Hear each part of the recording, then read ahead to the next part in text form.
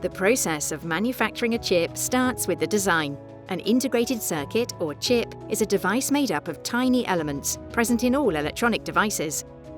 These chips are interconnected by means of a printed circuit board, PCB. Chips are composed of components, such as transistors and diodes, all built onto a single piece to save space. This is known as a monolithic integrated circuit. Each application uses a chip designed for it, as it has to perform certain functions and meet specific requirements. That's why every application calls for a dedicated design.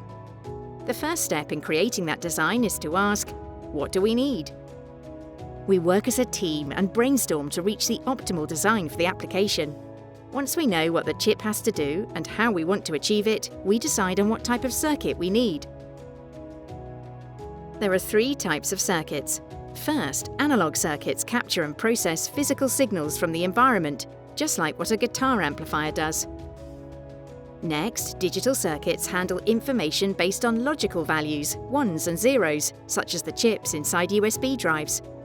Then, mixed signal circuits, which are found in almost all modern devices, that combine both analog and digital parts. A good example is a digital camera, which converts physical signals, such as light, into digital data. Each type of circuit has different elements.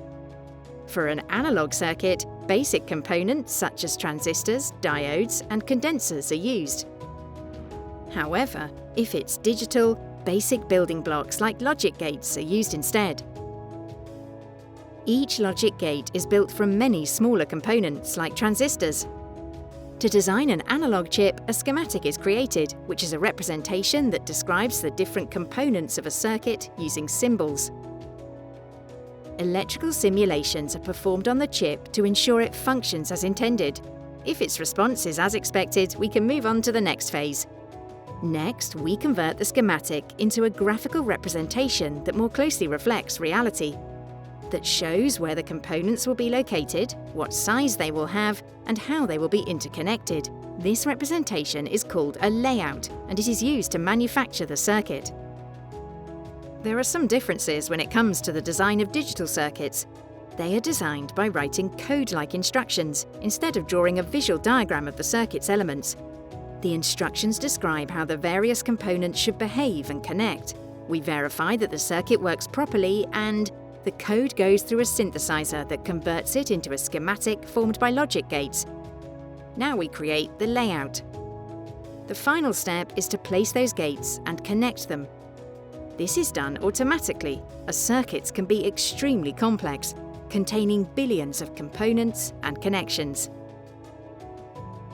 Whether digital or analog, once we have the layout, the following steps are as follows. First, we verify that all element sizes and spacing are feasible to manufacture. Then we check that the layout matches the schematic. Chip layouts typically consist of multiple layers to build the elements on the chip. Each layer acts as a mask during the photolithography process within the clean room to fabricate the circuit. The final step is to confirm that the chip can actually be manufactured. Once verified, the required files are sent for the fabrication of the chip. From now on, the fabrication process continues in the clean room.